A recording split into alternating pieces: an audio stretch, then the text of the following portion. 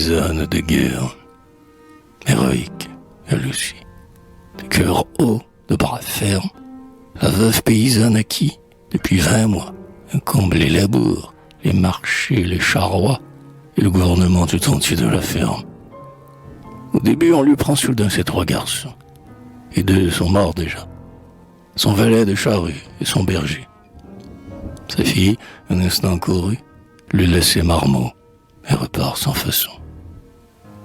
Et plus un journalier va aller dans la contrée, un cheminot douteux pour garder le troupeau.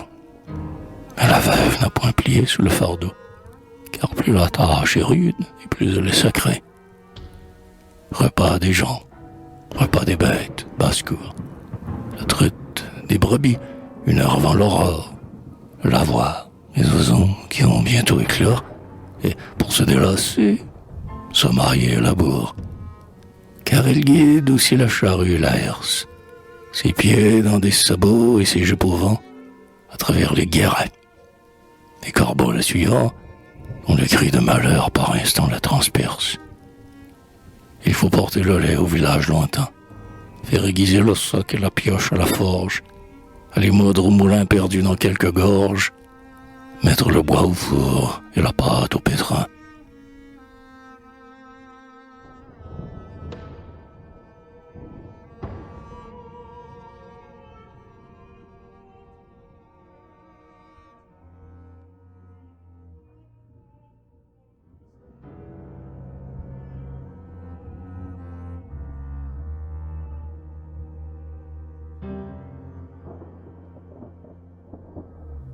Elle rentre le soir à la ferme en détresse, où tout l'attend, où tout l'appelle, où tout a faim.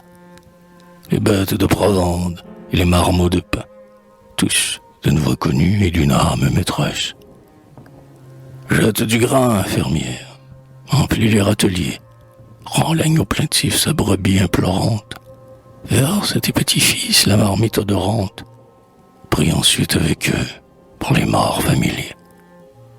Pour ton mari, parti le premier, avant l'heure, pour ceux de tes enfants soldats déjà fauchés, sans qu'on puisse savoir où leurs corps sont couchés, et pour d'autres encore, qu'aux alentours en pleurs, pour que Dieu conserve tes ans inappuyés, qu'il sauve des périls et bientôt te ramène ton dernier-né, dernier espoir de ce domaine, qui demain tomberait en quenouille sans lui.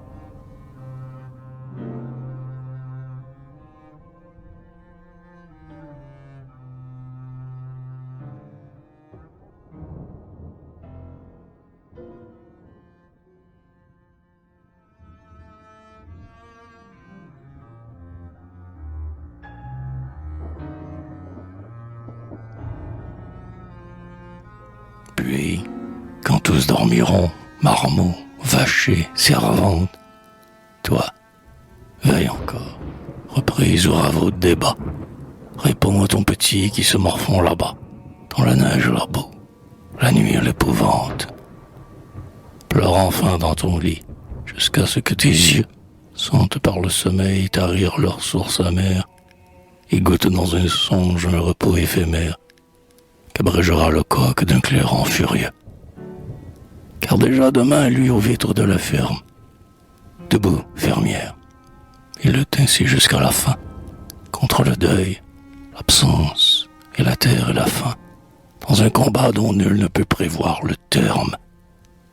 Lutte pour conserver les bois, les champs, les prés, le nom et le renom de la maison ancienne, qui te prit jeune femme un soir et te fit sienne, t'enchaînant jamais par des liens sacrés.